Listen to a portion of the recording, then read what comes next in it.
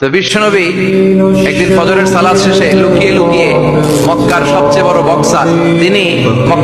বড় বক্সার রুকানার কাছে চলে গেল। যেগুলো রুকানা আসলিম তাসলাম, ইসলাম মানুষ শান্তিতে থাকবা, দুনিয়ায়ও থাকবা, আখিরাতেও থাকবা। সুবহানাল্লাহ পড়ে। রুকানা বলে, না আব্দুল্লাহর বেটা মোহাম্মদ, আমি তো কালিমা পড়বো না। যদি বক্সিং খেলে আমারে হারাই দিতে পারো তাইলে কালিমা পড়ো। বিশ্বনবী বললেন, আমি তো বক্সিং খেলি না রে বাপ। রুকানা বলল, তাহলে আমিও কালিমা পড়ি না। বিশ্বনবী রাজি হলেন। অবশেষে ভাবলেন, আমি বক্সিং খেললে একজন যদি জাহান্নাম থেকে জান্নাতি হয়, বক্সিং খেললে সমস্যা করি। বিশ্বনবী রাজি হলেন। এবার বক্সিং খেলার পালা। রুকানা হাফ প্যান্ট পরে গায়ের মধ্যে জাইতুনের তেল মেখে এভাবে লাফাচ্ছে।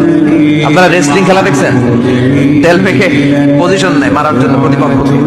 তো বিশ্বনবী তার পজিশন নেয় না, বিশ্বনবী দাঁড়িয়ে আছে।